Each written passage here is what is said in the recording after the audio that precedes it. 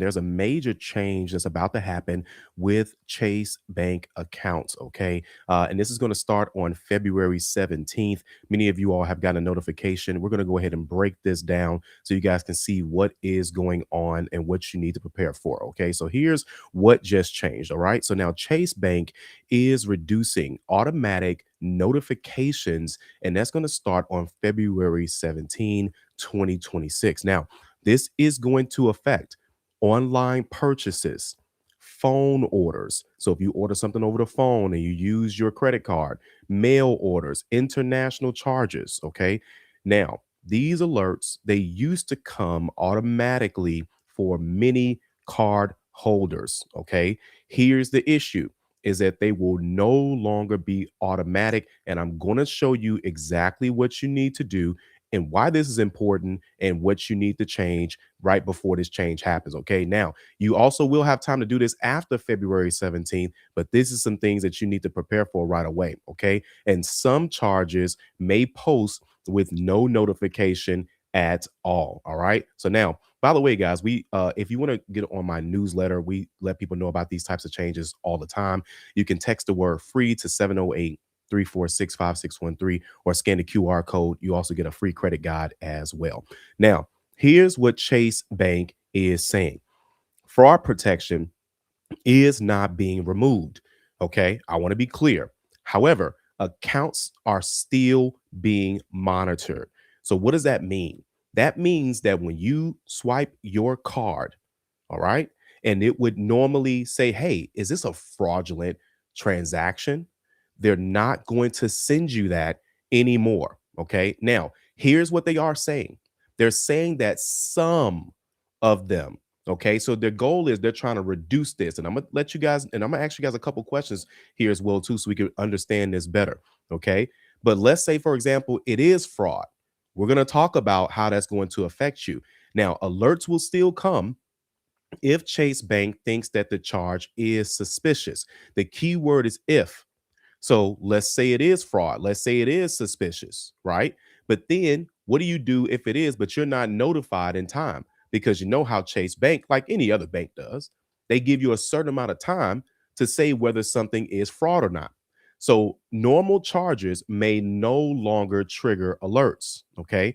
Now, let me know in the comment section if your card has ever been charged for something. This is any bank, just in general. If your card has ever been charged for something that you did not purchase, okay? If your card has ever been charged for something and that you did not purchase, let me know, okay? And your bank didn't tell you, let me know inside the comment section, okay? Let's keep going. Now, what why this actually matters, because I know some people got the notification from Chase Bank and they probably just overlooked it. Here's why. Fraud doesn't always look suspicious at first, okay? Small test charges often come before the big ones. They'll see if they can get away with $5. They'll see if they can get away with $15. You may not notice it. And then they hit you with $20 or they hit you with 100 or they hit you with 500 and you're not getting that notification, okay, automatically. All right. So now without those alerts, fraud can sit for hours. Fraud can sit for days because you were not notified. Multiple charges can also stack up against you.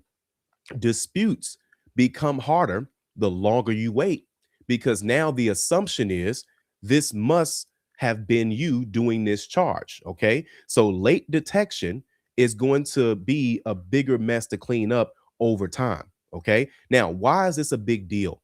Many of you all are rebuilding your credit and managing a tight cash flow.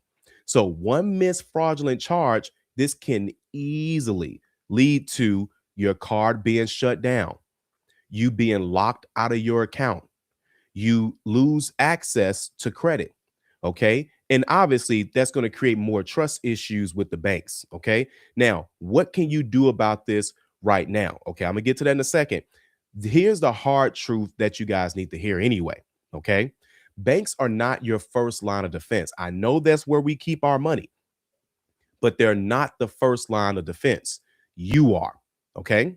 Fraud systems are reactive. So real protection comes from early awareness. Less alerts means that there's going to be more responsibility on the consumer. So personally, I think that excuse me, I think that it's really Chase Bank cutting cost on text messages, or there may be an increase in people saying that legitimate charges that they're being notified about automatically, that they're saying, hey, was this fraud? We saw that you bought tickets to a concert.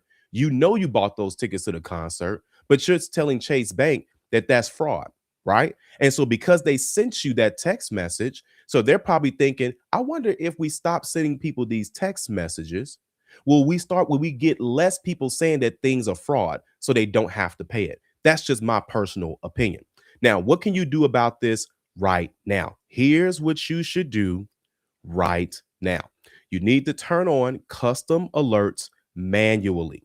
Okay. You need to set alerts for every transaction, even if it's $1. Okay. Just so you know what's going on, because again, they're not going to check this. Now, I know some of you all may do this already. Let me know in the comments if you all do this already, but a lot of people don't, and they rely on those text messages. Okay. So now check your transactions daily. All right. Don't assume that no alerts means that there's not a problem. Because again, Chase Bank said that they're going to filter some of them, but do not rely on that. This is going to be huge for a lot of people, especially if you rely on those types of alerts in general. Use more than one bank account for your own protection. Okay. And then treat alerts like a smoke alarm, where it's not optional. Okay. You need to know about that right off top. Okay. So again, this is what's going on with Chase Bank. Let me know your thoughts inside of the comment section here as well. Okay. Now, let me go back. Okay, cool. And so I want to make sure you guys got that information. Now, this is just Chase Bank that has made this change so far. So far, I haven't seen any other banks do something like this as of yet. So we'll most definitely keep you posted if we see anything additional. But let me know in the comments what you guys think about this in general as you're going through, as you just are now hearing about this. Do you think it's a good move? Do you think it's a bad move? Do you think other banks will start to do the same things? Let me know what your thoughts are in the comment section below here as well. And if you have family members that are with Chase Bank, make sure that they know this as well. Now, they are saying that this is only going to be this is only going to be for their cards, but specifically is going to be for their credit cards. Okay. So this is something we're going to continue to watch, but this is something that you do need to know about right away. All right. As always, we're always going to be here to let you guys know what's going on in the banking industry. We'll see you guys on the next video. Have a good one.